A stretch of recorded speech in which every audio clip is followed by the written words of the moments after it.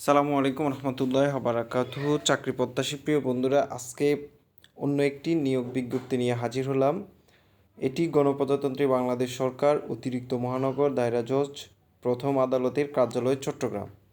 নিয়োগ বিজ্ঞপ্তিটিতে বর্ণনা করা হয়েছে যে চট্টগ্রামের জন্য নির্বাচিত শূন্য পদে সরাসরি জনবল নিয়োগের নিমিত্তে বর্ণিত শর্ত সাপেক্ষে উল্লিখিত পদের বিপরীতে যোগ্যতাসম্পন্ন বাংলাদেশি নাগরিকের নিকট হতে স্বহস্তে লিখিত দরখাস্ত আহ্বান করা যাচ্ছে। এই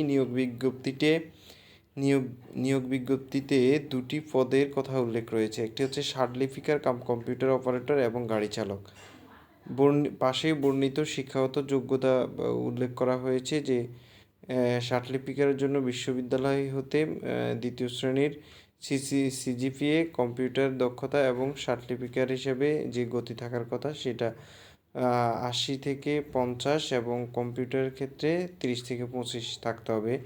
বেতন গ্রেড 13তম গ্রেড পে স্কেলের অর্থাৎ 11,000 থেকে 26,590 টাকা এবং পদের সংখ্যা একটি।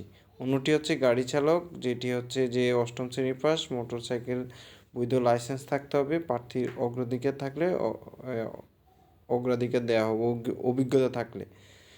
16 গ্রেডে নিয়োগ করা হবে 9,300 থেকে 22,490 টাকা পর্যন্ত বেসিক। এখানেও শূন্য পদের সংখ্যা একটি।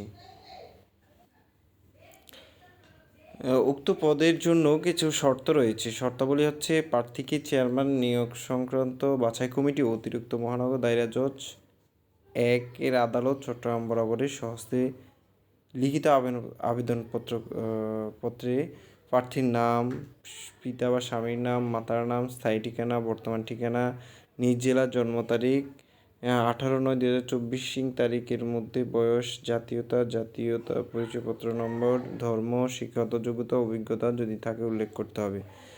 আবেদনপত্র 07/10/2024 তারিখ বেলা 5 ঘটিকার মধ্যে অফিস চলাকালীন সময়ে ডাকযোগে অথবা সরাসরি চেয়ারম্যান নিয়োগ সংক্রান্ত বাছাই কমিটি অতিরিক্ত মহানগর দায়রা জজ প্রথম আদালতের কার্যালয় চট্টগ্রাম বরাবরে পৌঁছাতে হবে। উক্ত তারিখ ও সময়ের পরে কোনো আবেদন গ্রহণ করা হবে না। এভাবে যে শর্তগুলো রয়েছে এগুলো আপনাকে দেখতে হবে। দ্বিতীয়ত হচ্ছে যে এছাড়াও প্রার্থীকে অবশ্যই যথাযথ কর্তৃপক্ষের মাধ্যমে আবেদন করতে হবে এবং আবেদন ফি বাবদ 1 থেকে 2 পদের জন্য 200 টাকা বাংলাদেশ ব্যাংক সোনালী ব্যাংক লিমিটেড ট্রেজারি চালানের মাধ্যমে জমা দিতে হবে। ত্রুটিপূর্ণ আবেদন গ্রহণ করা হবে না। তাই আবেদন করার ক্ষেত্রে খুবই সতর্ক থাকতে হবে। প্রার্থীকে লিখিত পরীক্ষার তারিখ সময় প্রবেশপত্রের মাধ্যমে জানানো হবে।